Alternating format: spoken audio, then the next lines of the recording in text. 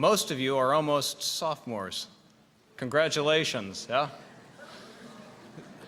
I'm here to introduce the lecture speaker, right? Mitch Siegert from Truman's Chocolate.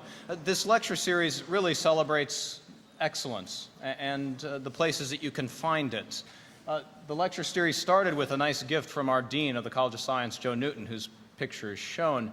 And for those of you who have been with us for maybe more than one semester, maybe a couple, you've had a chance to see a whole variety of different folks. Although I'm not going to be able to advance the slides from here. So we can show you some of the talks that you may have seen. Could you page through the next 3 slides, please? So through fall of 2006 and 2007, typically you'd hear from someone near, a chemist, maybe a world-class underwater archaeologist. A&M is #1 at that too, it turns out. To people who are interested in clean energy and atmospheric chemistry. It's 2007. It brings us to this semester. Next slide, please. Wine and spirits from Napa Vintner, you might have seen last year.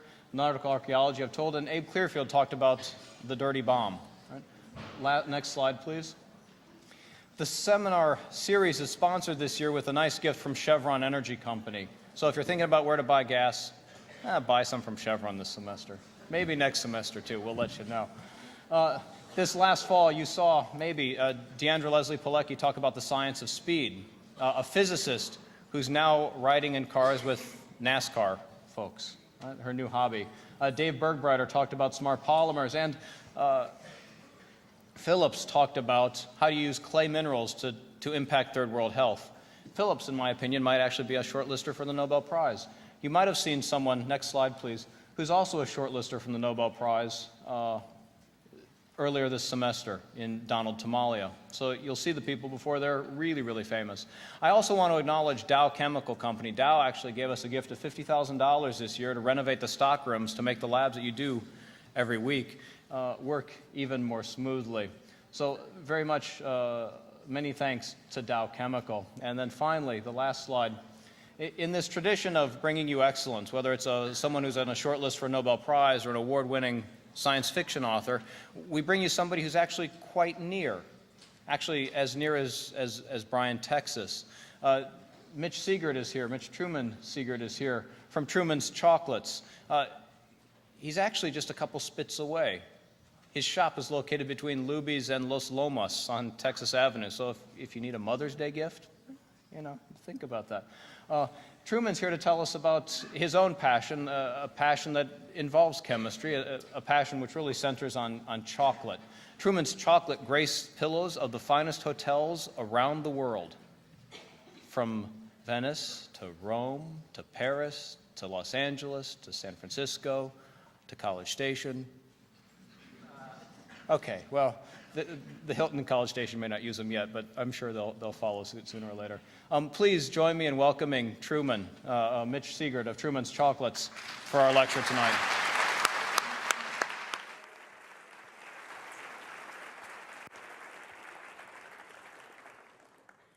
Thank you, Dr. Zamanek, and thank all of y'all for coming too. It's full.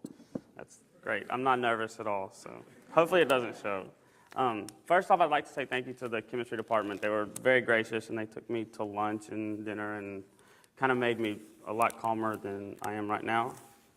But that's okay. I'm not really that nervous. Well, we do this a lot. I'm going to go through all the different steps of how to make chocolate, what's in chocolate, how to temper chocolate, cocoa butter, and then I'm going to show you how I make my chocolates, which are these down here.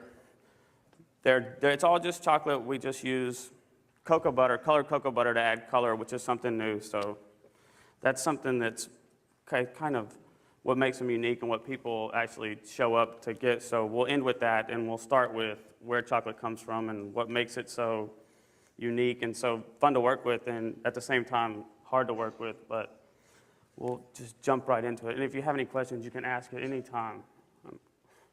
That was a joke. I'll work on those. First off, these are cocoa pods. These are pictures of actual pods. They're about the size of a football, and that's where they harvest the cocoa beans from, which is what cocoa nibs are made from, which is what we're going to make chocolate with here in a second. But I'll go to the next slide. I'm not very good at PowerPoints, but it helps because I don't deal with any of this aspect of the chocolate. What I do is all on the other end where I buy chocolates and I make the actual chocolates with them. But this is very interesting and it's very complex and just as tricky in its own right, but I don't get to do all that stuff. There aren't very many, I can't think of any, that actually work with chocolate on like my end where we're actually making candies that also have a say in the harvesting and the manufacture of actual chocolate. There's a few companies in the United States that do. There's a new one in San Francisco that does the actual harvest, but they buy their beans from the same people that everybody else buys their beans from too. So this is the inside of the cocoa pod, and these are the actual, well, I can't point, but I can point. These are the actual cocoa beans, and inside of it is this kind of mucusy white stuff. But then when they harvest the pods, and I'm telling you all, this is all hearsay, what was taught to me, but it is very interesting and it is very tricky, but I don't know everything about it, but I know enough.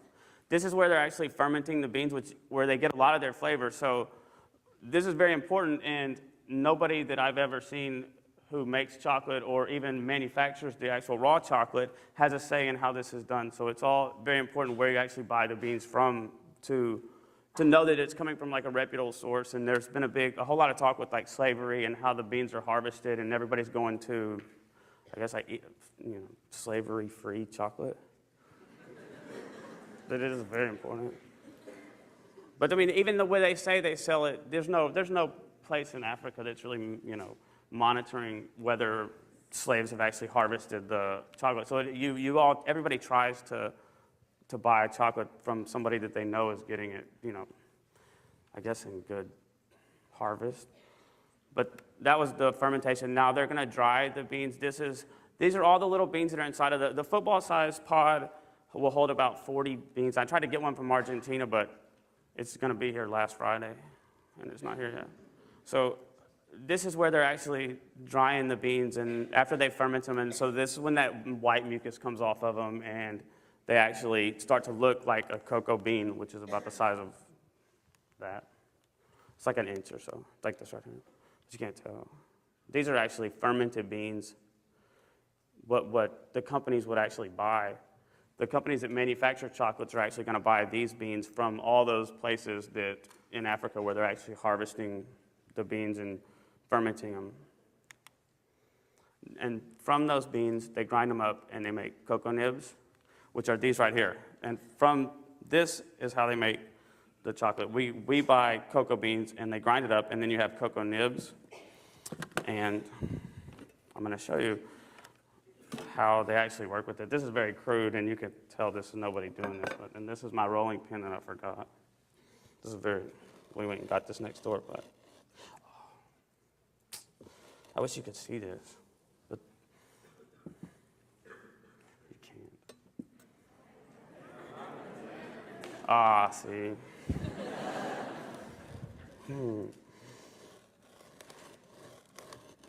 So the little bitty pieces are actually cocoa beans. This is how they used to make it. When they would use it for like the Indians and the people who first manufactured chocolate, they did it with, just like I'm doing it, until it was an actual paste, and they would make not like hot chocolate. It was not good. It was really bitter. It would be like coffee. It's a comparison to coffee. It's just not, when you think of hot chocolate, you think of something sweet that's like really good and you want to drink it. This was not like that. But we tried it at school, and it's not that good. It's just really bitter. Okay, so you can see how it's getting all ground up like that. But it still just looks like powder. And from this, we're going to get two things that are basically the most important things to making chocolate. You're going to get the cocoa solids, and we'll get cocoa butter. The cocoa solids are basically just ground up cocoa beans, and that's what they make cocoa powder from. And you can kind of see it, but it still looks like the oil inside of the cocoa bean is where we get cocoa butter from, and that's where all the chemistry comes into it. But it's like if you've ever taken a peanut and you smush it up and your hands get oily, that's the peanut oil coming out of the peanuts. It's the same thing with cocoa butter inside the actual cocoa beans. But you have to heat this up because at room temperature, this is solid like this. And what's the most amazing thing about it, what makes it so, I guess, sought after, is the fact that when you put it in your mouth, it melts.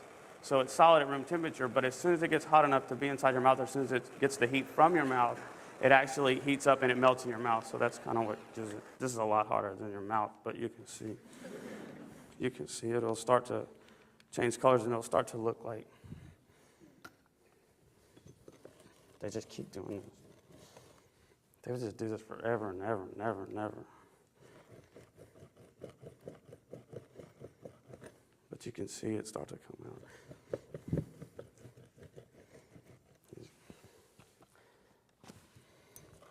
This is really interesting to me, but I don't know how interesting it is to everyone else. But I was the first time I did this, I guess, being in culinary school and everything like that, this was like the coolest thing ever because you never really understand like how they actually make it until you do this. As soon as you do this, you get it because then you see that you have cocoa butter and you have cocoa solids, and from that, everything else kind of makes sense because everything else is just sugar.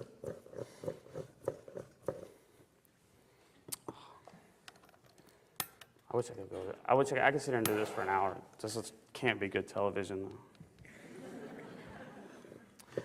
But you kind of get the idea. And you can see how it's starting to look like chocolate, and it's starting to melt on my hands. And you can see the oils coming out of the chocolate. If you can't, we'll make them come out. And I can see it. You see the mess I've made? That's chocolate.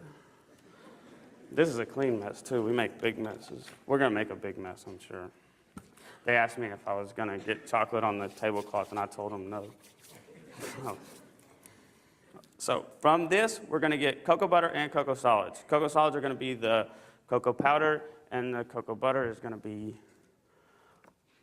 this stuff right here.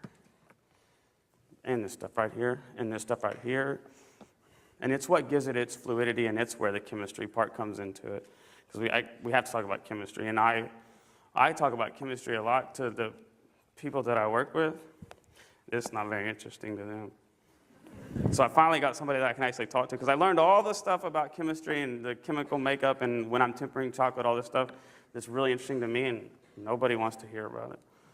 They want to hear about it, but I guess it's more in depth. So this is what we got out of the cocoa bean. So we have that's all we have is and that's the cocoa butter. So when they separate these and they get it hot enough, and they do this forever, they get to that stage right there, where that's the roller, that's their rolling pin, and this is mine. But this is the one. It just goes and goes and goes and goes and goes and goes, and it starts to look smooth, and it looks like you wouldn't feel the actual solids on your mouth, even though they don't actually dissolve. You can't feel them with your tongue. So with that, after it's like this, they separate the cocoa butter out of it. They'll make a block of it, and then they'll separate the cocoa butter, and it'll look like this, and they'll separate it when it's melted, and you get these three things. So this right here is what comes out of it, and that's what's in dark chocolate.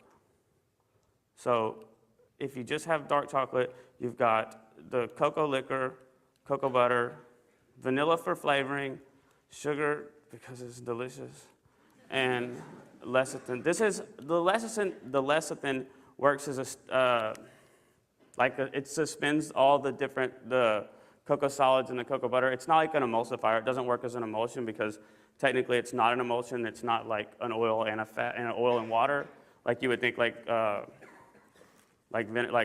salad dressing.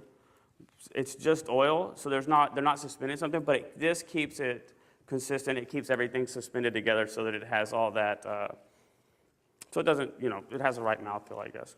And this is almost in every kind of chocolate. You'll get those things. So you can't add water to it because it'd be like, they don't blend, and it'll get it to like separate. Not separate, there's a better word for that, but. So to make milk chocolate, they added dry milk powder. And the Swiss did this. They tried like crazy to incorporate milk into the chocolate, but every time you would add something with moisture or anything like that had a high moisture content, it would cause it to seize up, and it would have this nasty kind of cakey, inedible, and it wouldn't stay emulsified or wouldn't stay stabilized because it'd be like vinegar and water. So they used dry milk powder, which is this stuff right here, which is all it is milk that's been dried. And that they can just add that to it, and you get all the flavor that's in milk, and it gives it that lighter color. And then to make white chocolate, you take out the cocoa liquor and cocoa powder. And a lot of people say that white chocolate isn't chocolate, but the cocoa butter is where all the troubles and all the crazy stuff and all the chemistry and all the fun parts and what the flavor comes from. So it is chocolate. It is exactly like chocolate. It just doesn't have the actual cocoa solid. So it doesn't have cocoa powder. So it has a really light flavor, but it's not. It's definitely chocolate. It messes up just like chocolate. And it works just like chocolate. I go through all that crazy stuff, and it's the same thing. So now I'm going to go into tempering, and tempering is where all the chemistry comes into it, and that's where we get to make a big mess. So it's kind of hard to understand right now. So basically, that's what we have in chocolate. When you see a bar of chocolate, you buy a bar of chocolate. You've got those things. You've got the sugar, the cocoa butter, and the cocoa solids. But whenever you've seen a bar of chocolate, it's always been tempered. Probably 90% of people have never even seen chocolate that's out of temper, and it looks like this. But there's nothing wrong with that. There's absolutely nothing wrong with that. It just is out of temper. So this is the definition of temper, and it makes sense, but it's in chocolate there's crystals, which is all the fun part that makes it so hard to work with.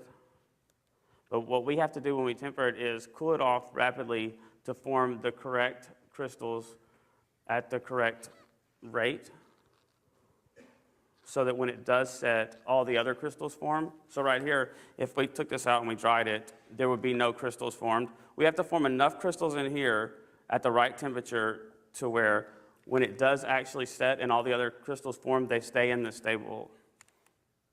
This one right here.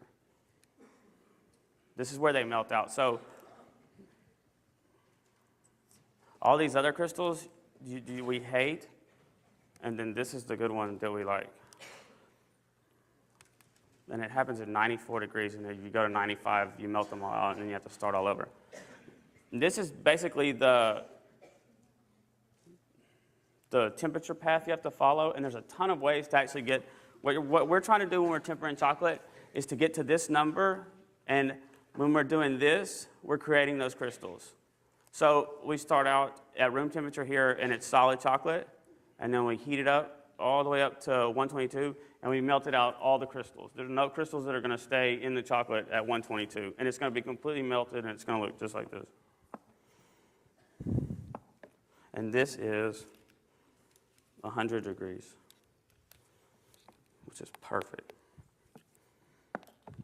because it was all melted. It was really hot when I first got here, and so I had to cool it off a little bit. I turned the actual warmer off. So right there's no crystals in that at all. We have no crystals that are formed. We've melted out all the crystals that were in there, and so we got it up to 122. So now what we have to do is cool it down to, this is 81 degrees. You want to create all the crystals here, and to create these crystals, there's a bunch of different paths you can use. We can use crystals that are already formed. If we've tempered chocolate and we know that we have stable crystals, which is what you would have like in the different chocolate bars like that you would buy, it's always tempered. The chocolate that you would always see is going to be tempered, and it'll never be like this. If I tried to add this to this chocolate, it would create the wrong crystals. It would create this kind of crystals. So I can take this chocolate, which has the right crystals, I can cool it down to 81 using those crystals in that chocolate. But that's a lot cleaner than the other ways, so we don't do that. But it is good if I'm working with chocolate and I'm actually using chocolate and I have a small bowl and I need to add more chocolate to it, I can seed it with this chocolate. In the end, I have more chocolate to work with. So that's helpful like that. The other way to do it is to pour it out on a marble. That's it. So no more slides. That's enough PowerPoint for me. I'm not very good at PowerPoints. Okay, so now basically what we're going to do is we're going to create all the crystals in the chocolate by three things. It takes time, temperature, and agitation. We have to do it fast enough so that we don't let any of the other crystals form. We have to agitate it because we have to have the crystals that are in there that we have formed. They have to multiply and they form with all the other chocolate that doesn't have the right crystals because they get excited, I guess. But that's basically the process of getting the correct crystals is cooling it down. So I could have anybody, anybody could really temper chocolate as long as you have one of these things. This is just a temperature gun. It's my little laser pointer. It's not a laser pointer at all. It's just, see the temperature? What? See? And it tells me exactly what the temperature is. But it's only on the surface, so I have to keep stirring it, and I have to keep, bringing it up from the bottom. But I have a ton of, really cool toys that have nothing to do with chocolate. None of my equipment is, my rolling pin did not buy it at Bed Bath & Beyond. But, there's not really equipment set out for what we do with melting chocolate and stuff like that. You can get it, but this is the machine that we use to keep the cocoa butter melted, and it's for yogurt, so it's not. This is my motorboat that we use to actually blend everything up, and it's not for chocolate either. Okay, so we're going to cool it down. We're going to get the crystals in here a little bit different. We're going to pour it out on the marble. I'm going to agitate it. Then I'm going to add it back, and we're going to create the crystals that way so we can make a huge mess. This is where you get chocolate everywhere. When I was in school, I went to school, I guess I should have said this a while back, but I went to culinary school in New York, and when I did culinary arts, and then I stayed and did baking and pastry, and I worked at the Food Network, and we worked with all the chefs that are on TV, and all I wanted to do was open up a restaurant. I never wanted to play with chocolate all the time. But I stayed, after I graduated with my associate degree, I stayed and did a baking and pastry, the same associate degree in baking and pastry, just so I could actually learn how to make breads and desserts. But once I started doing this, I stayed doing this. Okay, so.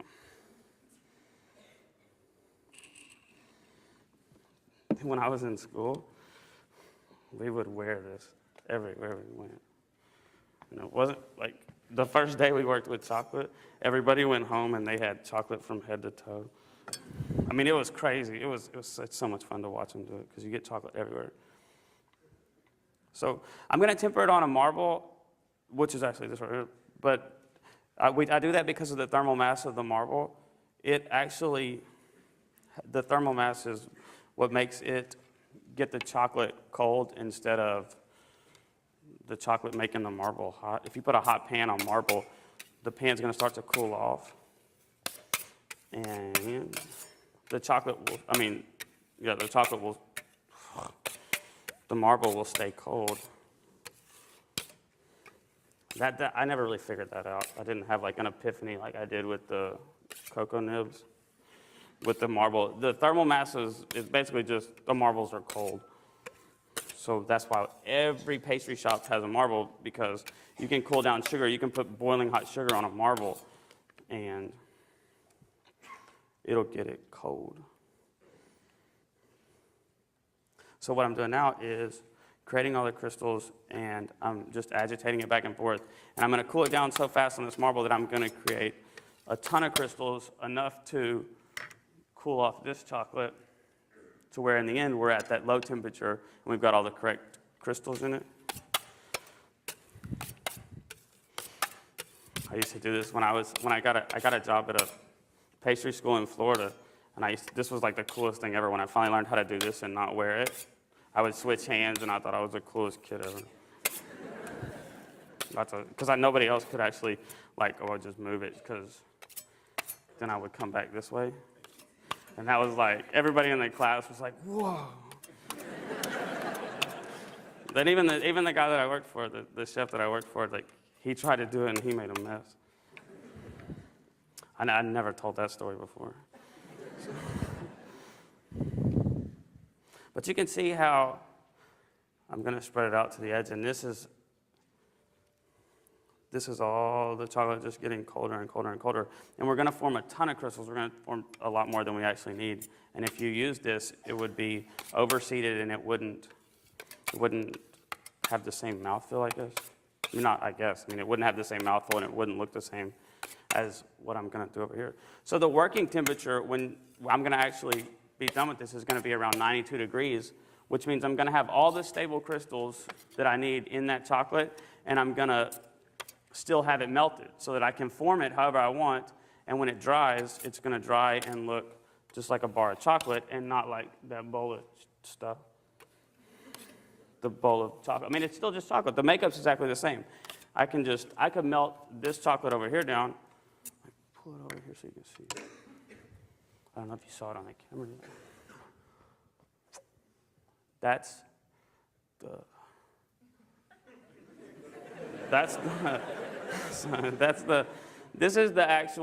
This is chocolate that wasn't tempered correctly, but there's nothing wrong with this. The makeup of this is exactly the same as every other milk chocolate that we have. All we have to do is start over. We have to melt this down and then temper it again. So it's not bad. It just looks like, and no one would eat that. If you opened up a chocolate bar, like if you open up a Snicker bar and the top of it's gray, you'd think it's gone rancid, you want to throw it away. But there's nothing wrong with it. It's just going to look funny. But nobody would bite into that, I don't think. I don't think I would bite into that. I know. But with that, that's just basically tempered chocolate that we just got a little bit too hot. That's why that fat formed on the outside. That's called bloom, the gray, and that's fat bloom when it does that, and you see it, and it's all bubbly and circly.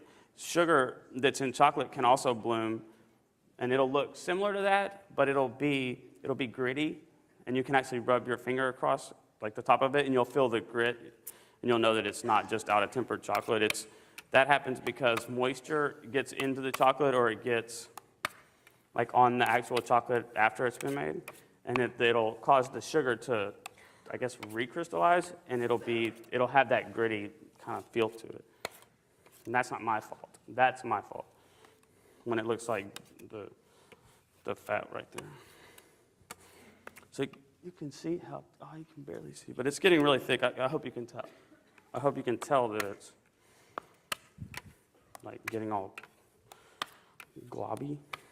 When we started, it was 110, I think, and now it's 75. But I'm just going to keep doing this because I want to create a ton of crystals, and I didn't get to pour. I would have poured out probably, this and a half if I was going to actually temper all of that. So I'm going to have to get this really cold to form them in there. It's all a guessing game, and sometimes you get lucky and sometimes you don't. The only time you don't get lucky is when you're doing a demo. So,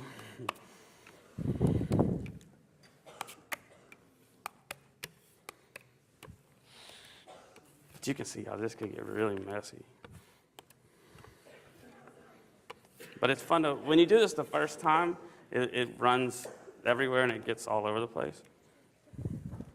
It's fun to let people do this for the first time because they get it everywhere. Okay.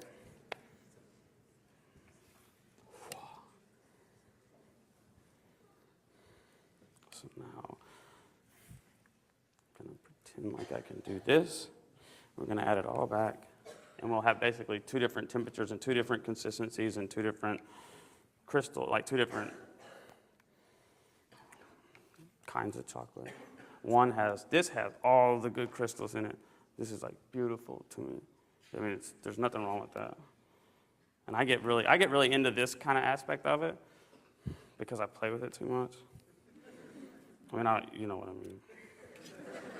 I don't, oh, that was fun. That's fun. I'm glad my friends aren't here. That was nice. I just watched right now. I'm the only one talking, and I'm over here making myself look silly. You would think I'd be pretty safe if it was just me. Okay. This is all good chocolate that you don't really even see on the marble. Has anybody ever seen The Wizard of Oz? Here. Okay. So now to clean this up, we have to melt all this stuff down. That's in another toy like this we just opened. And then we get that cocoa butter hot enough to get it up.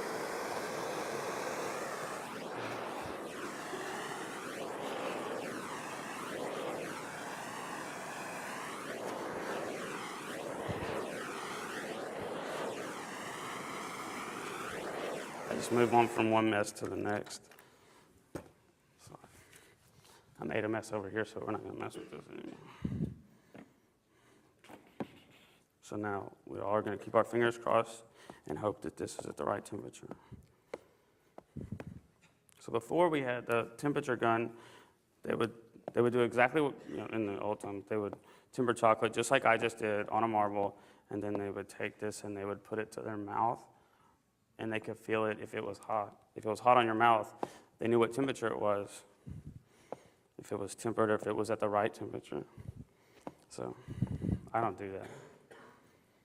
But I learned how to do it. And you can do it here too, and you can feel because the temperature that feels hot to you is going to be too hot to be tempered, and the temperature that feels completely neutral when it gets on your skin is going to be at the right temperature. So this takes a long time. We're not going to do this. We're going to cheat. So, but lots of times when I rushed this process, when we were making chocolates for like Valentine's and Christmas, we were just so busy with all the orders that we had. I slept like 8 hours from Sunday to Saturday that week of Valentine's. So I didn't really, you think I'm goofy now. I was a mess then. I couldn't even talk to people. I could sit there and make chocolates, but that was about it. But we rushed the process so fast, we're making what should take us a day and a half, we're doing in like 4 hours. Every step along the way, we're just speeding it up as fast as we could possibly do it. And you start to it has to have time. If you try to rush it too fast and you do this to smooth everything out, sometimes it'll look like it's in temper, it'll be at the right temperature, and it won't be in temper. Just because it didn't have the right amount of time to actually form and let everything else come together. So good. I think it's perfect.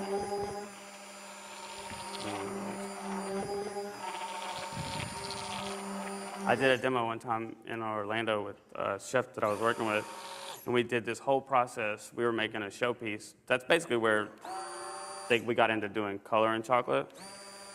But they were making a showpiece as a demo, and we tempered this chocolate, a huge bowl of chocolate, and then we warm it back up so we don't have too many crystals. And when we would do that, we left it in the bowl, and we were pouring it out to make the actual pieces out of the bowl, and that was the part that had gotten too hot on the side. And so we did it, and it didn't set right, and it looked just like this. And we're doing a demo. We're supposed to know what we're doing. They got us there because we're good at what we do.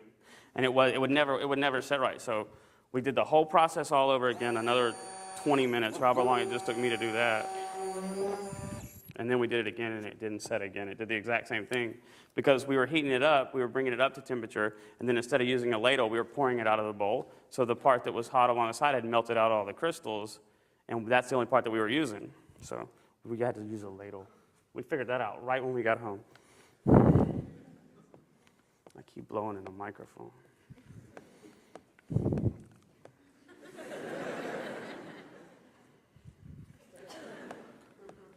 I get chocolate everywhere.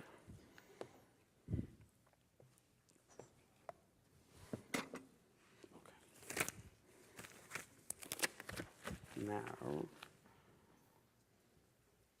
I walked out here with a box of gloves. Yeah, thank you. I remember because I had to walk out with a metal bar, a box of gloves, and my freeze spray. Okay. We're going to leave those out.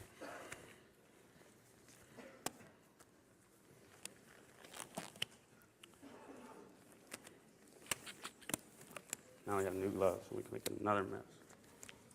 Okay, so this chocolate is, where am I spilling that? Is, come on. Wish nobody could see this and I just tell you it was perfect. It's 86 degrees, that's perfect. That is perfect. We'll see if it's perfect. It's the perfect temperature, whether or not all the crystals are in there because we rushed it and I used the motorboat to get it smooth. Yeah, that's funny because of something else, but that's what I call it. It was like a motorboat.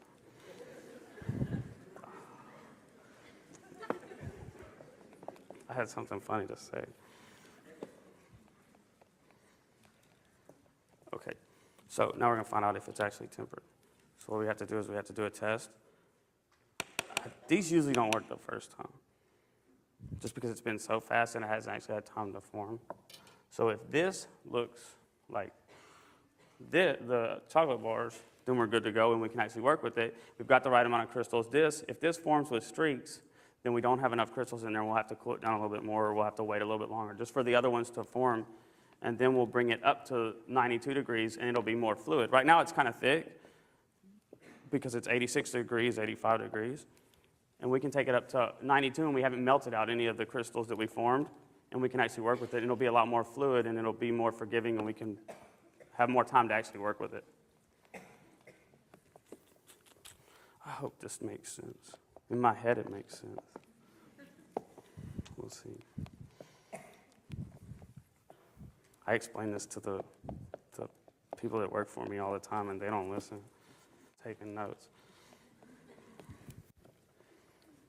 Especially when I don't sleep. When I don't sleep, I ramble on a lot, and I don't make sense, and I'm telling them really important stuff, and I say it really quiet.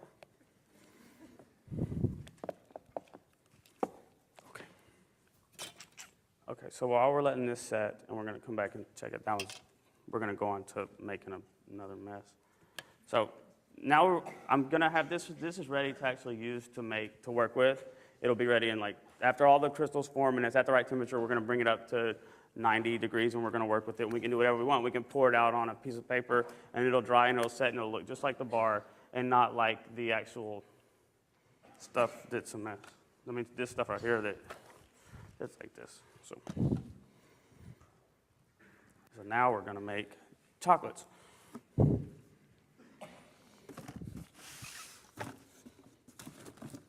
Okay. So this is what I like doing. I mean, people have been doing that forever, and there's maybe 5 people that are doing this in the world. So when I tell the story, there's even less. Okay. So these are all the different kinds of chocolates that I make in the shop. There's 32 of them. We started out with 16, and we're up to 32 now. Each one has the same kind of makeup. Let's cut one open. And they look really shiny under this light. They're really shiny, but you can see. Sometimes the insides are runnier than the others.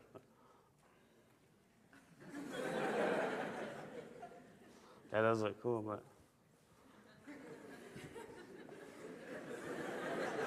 it's right here. That's my buddy. Okay, so they all have this. We can actually see it.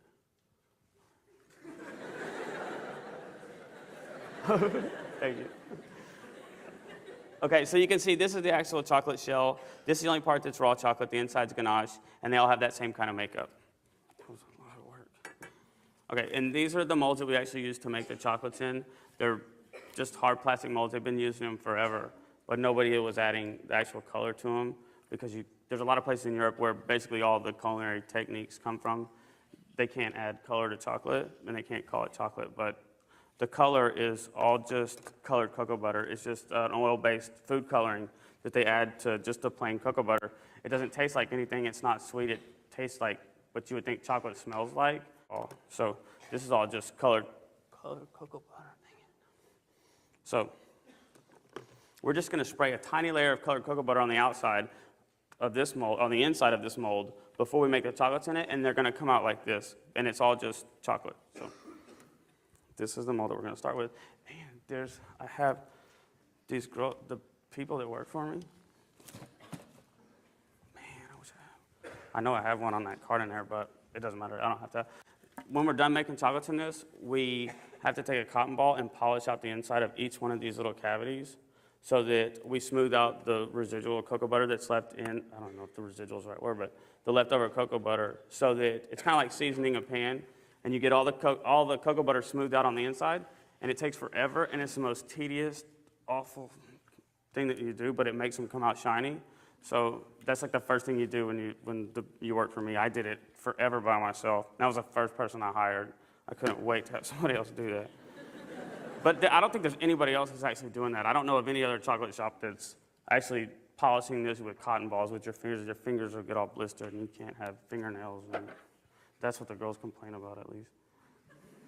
So after we've actually cleaned these with cotton balls, we're going to spray them with cocoa butter, the colored cocoa butter that we buy from a company in Las Vegas. This is a great company. I need to go visit them. But they make all these different colors. When I first went to culinary school, this company wasn't there, and we would have to mix our own colors, and we would have to temper the cocoa butter to actually make the colors. And it's really tricky when you add anything to chocolate to actually get it to stay with the same chemical balance that it starts with, where you can actually work with it and it doesn't react crazy and it doesn't get stuck and it doesn't dry funny. So this company started making a ton of different colors, which made it possible for me to do this. It didn't make it possible, but it made it a lot easier. So this is just a little airbrush gun. This is another toy that you can only buy in chocolate shops. That was a joke. There we go. So this is just a little airbrush gun that's made for something other than chocolate. So we're supposed to temper this chocolate, but the time, temperature, and agitation that we need to temper the actual cocoa butter is all going to take place in the air when it's going through the air, and it works, and it comes out tempered. Nice and nice.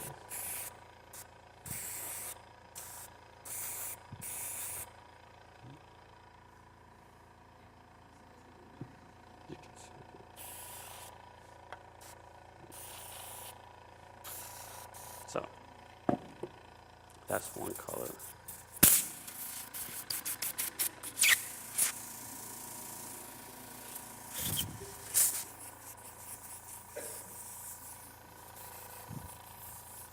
This gun isn't as good as that other one, but it works.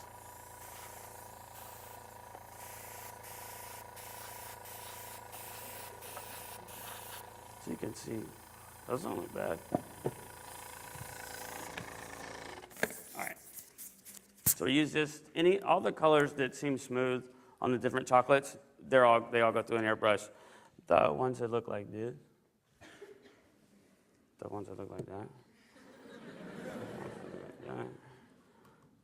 That one is different. Okay. There's something else over there. There's a bunch of other stuff. Okay, so the smooth colors where you see a color and it looks smooth and it's airbrushed like that.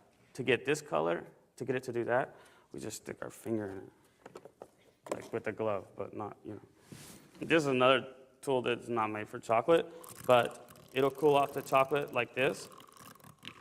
And then when I use it, it's enough agitation to cool it off to where I can actually temper it with my finger. It's enough agitation with the cocoa butter So when I run my finger through the mold, it will be tempered. This is too hot, I think. I did good.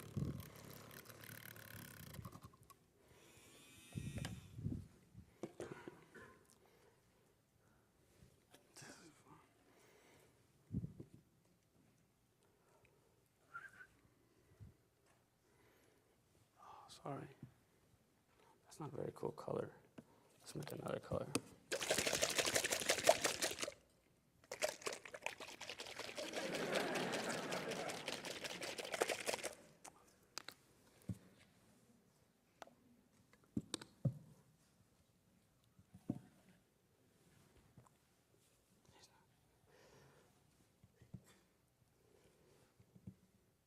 You can see how it's starting to.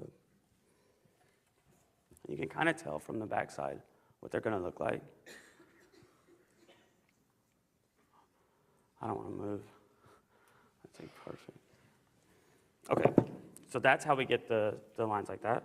And now to get the other lines like that.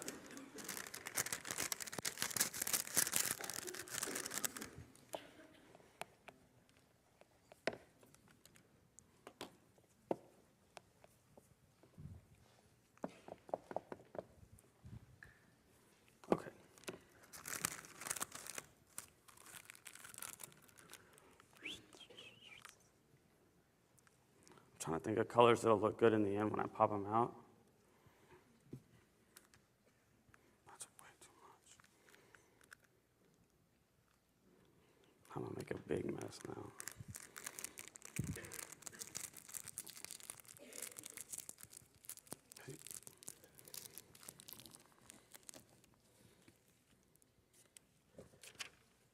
I'm like really, really, really OCD.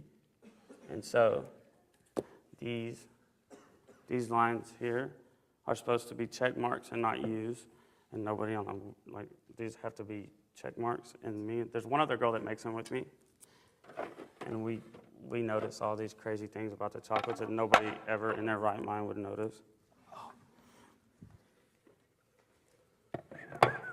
Okay, got it. Gotta wash that tablecloth.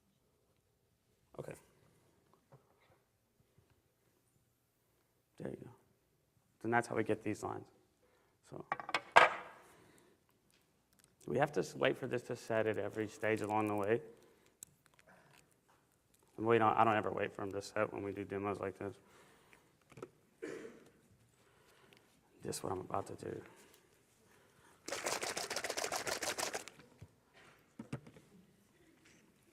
Okay.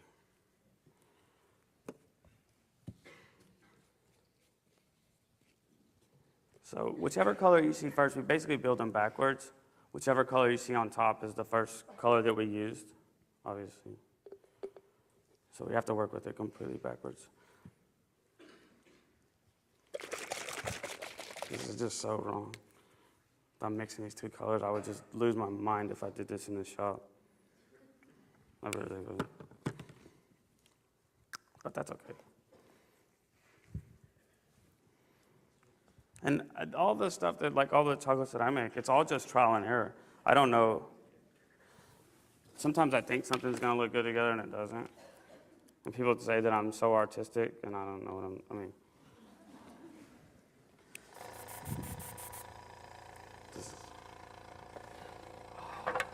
This is so far from ready. It's still wet and it hasn't set, but we're going to do it anyway.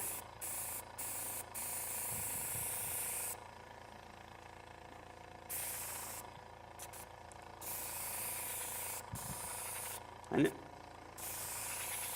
everybody kept asking me if I was going to bring samples, and I couldn't bring 800 samples. But if you come into the shop, they'll give you a sample. Everybody that comes in there gets a sample. But what I told the girls that work there, if you come in there and tell them that you were at the demo, they'll give you a little box of 2, so you can try 2 different flavors. You can pick whichever ones you want. So, but you just, yeah, no, it's an honor system. But you have to actually drive to the shop. It's right by Luby. It's right by yesterday's, so everybody knows. It's not that far away.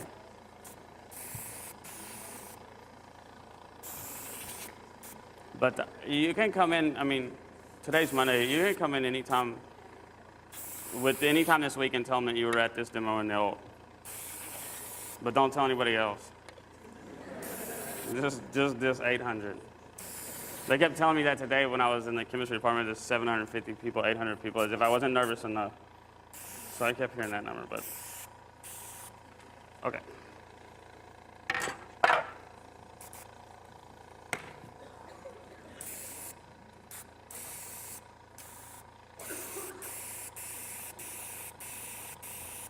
It gets in the air, but I don't like wearing face masks because it looks funny. It looks like I'm working with something.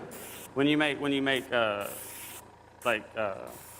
or pretzels and stuff, you have to wear all this like crazy equipment that looks like you're working with something you wouldn't want to eat. So I don't want you to come in the shop and see me with a face mask on. Like this is deadly, but it's good. So I don't use a face mask and I get cocoa butter all in my lungs or nose or everywhere. All right. So now, these are the two we're going to try to make. And hopefully they come out really, really shiny, but they probably won't. So to get them to come out shiny, that's the one question that everybody always asks. That's all they really want to know is how do you get them so shiny? I mean, and it's partly because of the cotton ball, and it's partly because of the way we add the cocoa butter. This colored cocoa butter has so much cocoa butter in it that it's going to be a little bit shinier than regular chocolate. But if you look at,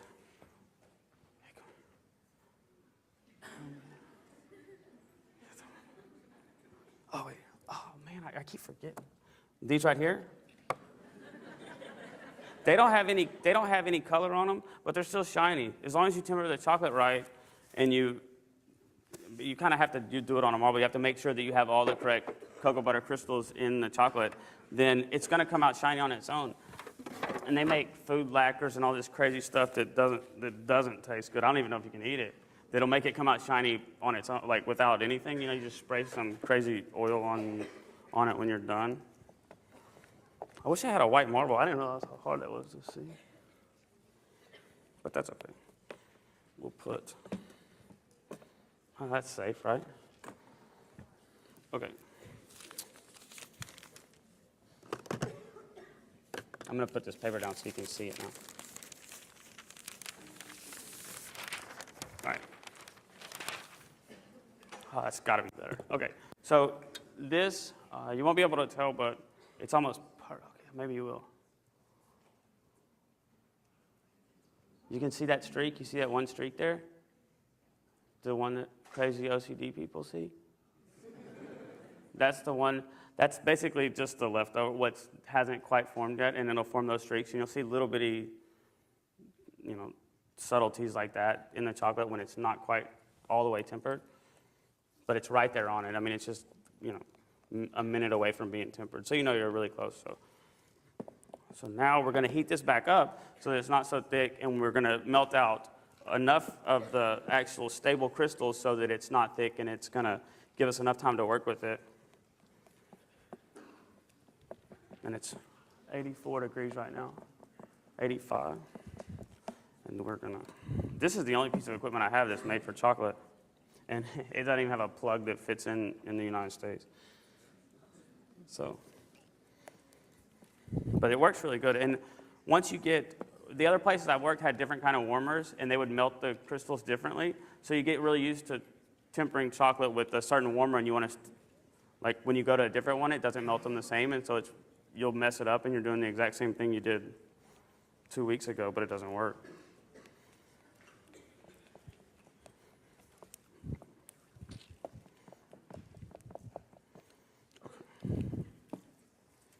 How are we doing on time?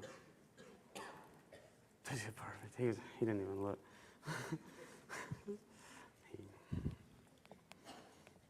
I'm okay? All right. Good deal.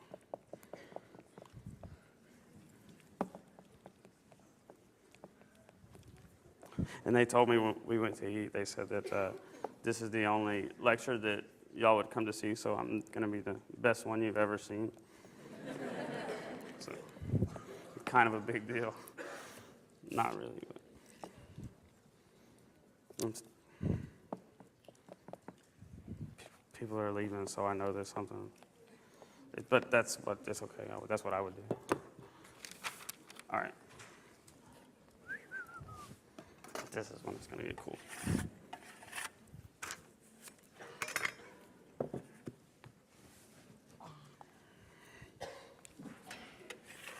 So I heated that chocolate up.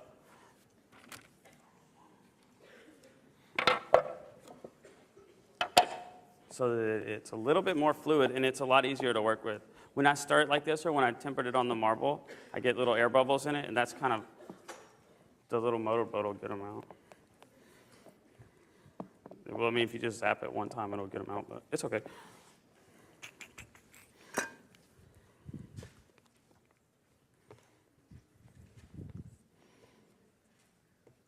Is it really hot in here?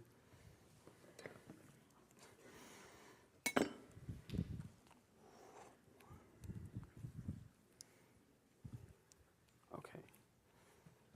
Now what we're going to do is we're going to make the shells. So to make the chocolates, what I have to do first is make that little shell. And I have to just get that amount of chocolate to set.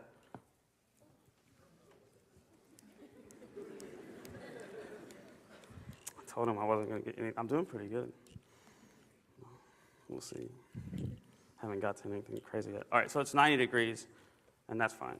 I would want to go up to 92. When we're actually in production, I'll do 6 or 8 of these molds at a time, and I can string them all out. And the amount of time it takes me to fill 8 molds is about the amount of time that it takes for the cocoa butter to set. But I can keep it a little bit colder because I'm going to make it go faster.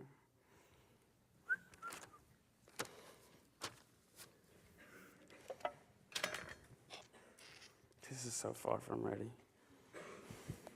But it's not that bad. It's just so much fun to watch somebody do this for the first time because it goes everywhere.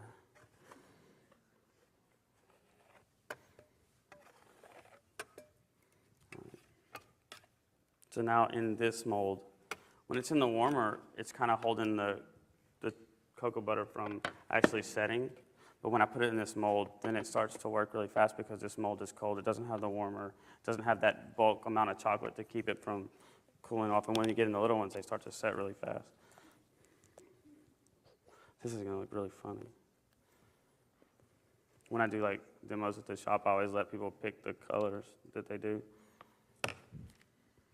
This one I picked. We'll see how it turns out.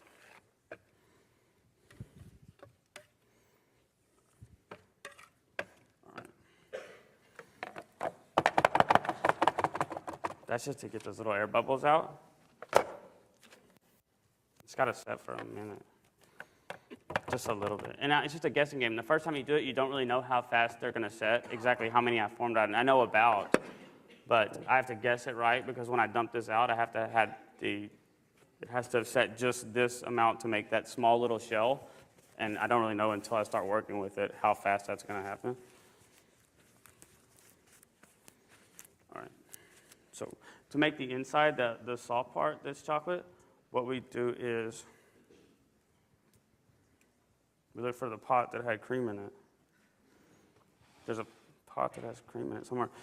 We take chocolate, just raw chocolate like this right here, to make the ganache. All the insides are basically a ganache, which is cream and chocolate mixture. We boil cream, and then I'll pour it over the chocolate, and then I'll have a chocolate that isn't like eating a Hershey Kiss. It'll be soft, and I can work with it. And it'll still set so that I can cut it up, but it's got enough moisture from the cream to have like a pleasant mouthfeel that's not like solid chocolate.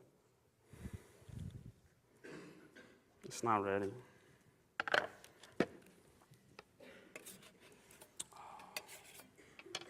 And then, so basically the ratio of like cream to chocolate varies on how thick you actually want the.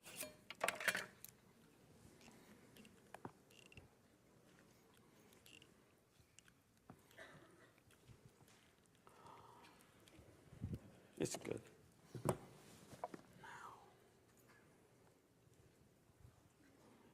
tricky. I don't want him to see me get stuff all over the room. This is what really happens. That's what really happens. But it's all right. It's not that bad. I make a mess all the time, but it's fun.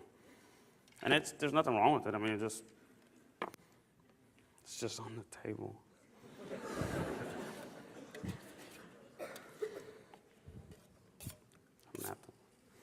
Okay, so this is going to set here long enough for the chocolate along that outer edge to cool off, and then it will, I'm not going to guess that one right, but we'll try.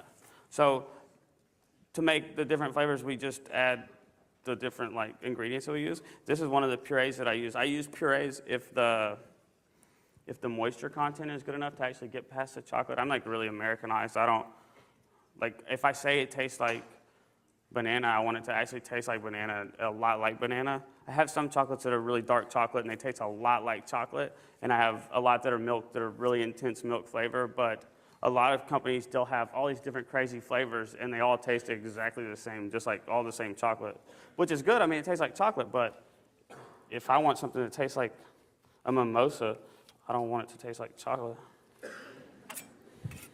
So I try to get past the chocolate, and that's definitely Americanized. I mean, it's definitely something that's not, they're not doing that in France very much. This wasn't ready. Okay. That one was way too soon. We're gonna do another one. You'll see, this is really cold though. It'll happen fast. This is just another mold. This isn't going to be color, but you'll see how I make the actual shells.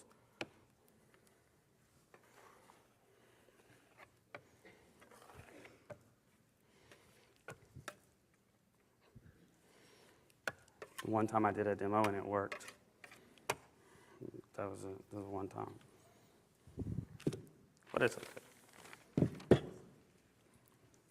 I'm running out of clean room.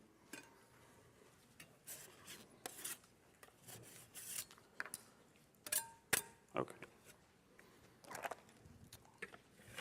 Now what I would do with this is throw it away because it messed up. Not really, but it would go, after it gets to this point and it starts to set, I'm going to put it in the fridge, and when you form the correct cocoa butter crystals, I turn this upside down. When I form the correct cocoa butter crystals, I put it in the fridge and it shrinks. And that's what gets it to pull away from the side, and it's like silly putty. When I started out with the mold that was shiny, it'll come out shiny. So as long as I do it, as long as I work with it right and form all the correct crystals and don't rush it and everything like that, it'll pull away on its own, and I'll just dump them out, and they'll just fall right out of the molds. But it needs to go in the fridge because you want it to happen fast. This might work. But you can see how it's still kind of wet. It looks kind of glossy. It should already start to look a little bit like not so wet. This, because this was in there longer. Let me see if you can see it. Nope. You can see how this, when I do it in the light, how it's starting to dry. And you can kind of tell that it's not quite as wet. That's what I gauge it on. That's what I usually dump out the first one when I look at that to dry. But because I rushed it so much and then I heated it up, it was going to take a little bit longer.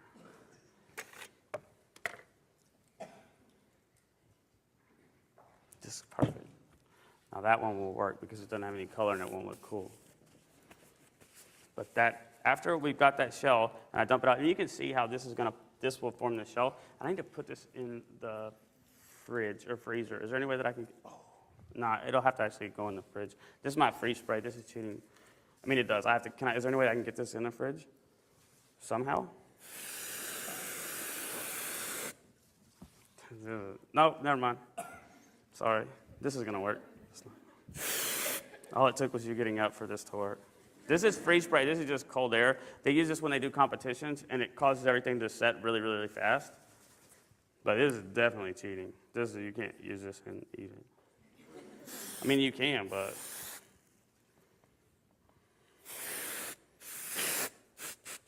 This is just air for like cleaning computers. But when you hold it upside down, it's really cold air. And they use this in competitions all the time because when you're building the big, huge showpieces, they actually need it to set really fast so they can add another piece and they know that it's stable and it's not going to pull away from the side.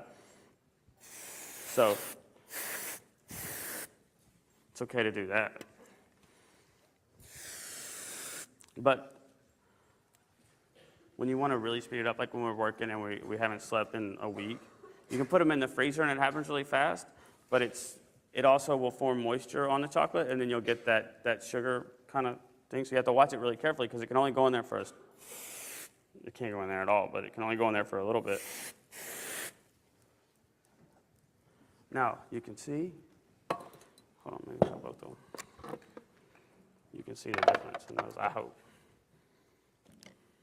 How one is drying and one is not.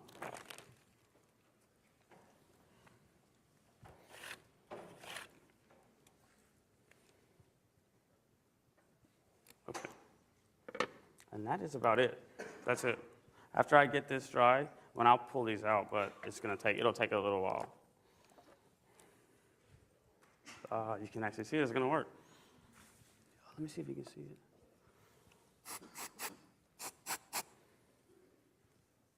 It's right here. Right there.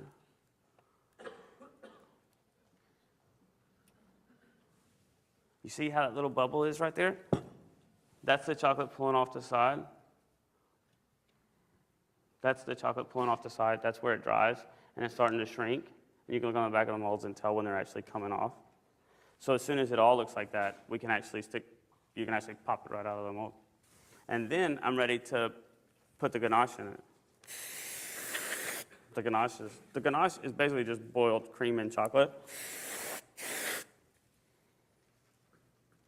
It's going to work, but it's going to be a minute. Okay, so I know what I can tell you about while that's waiting. So to actually sell the chocolates, when we ship them, we have to control the environment inside this tiny little box, like this, for a day. So everything that we do has to be overnighted. It gets really expensive, but if you pay like $30 for a box of chocolates, you don't want to get it and have it all melted. So this is all just styrofoam. I have a styrofoam cutter, and we can actually line the box with styrofoam, or we can use insulated bubble wrap like this stuff, and it'll actually control the inside, this temperature inside the box for a day. So we'll have one day to get it wherever we go. And that way it won't melt and it won't get hot. And I mean, it still does. It happens all the time. Once it's out of my hands, I don't really have control over it, but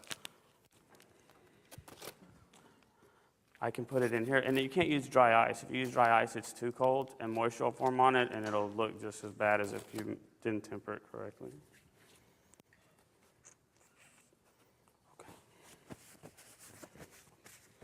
That's it. That's it. That's all there is. There's no more. I'm to the end of it. There's not more to you.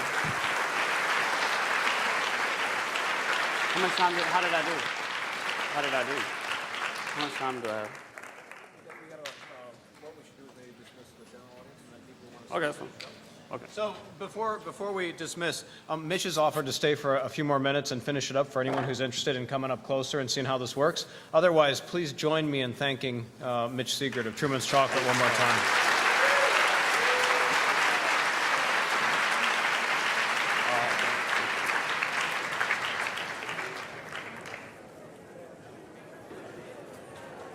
How was it? Very nice.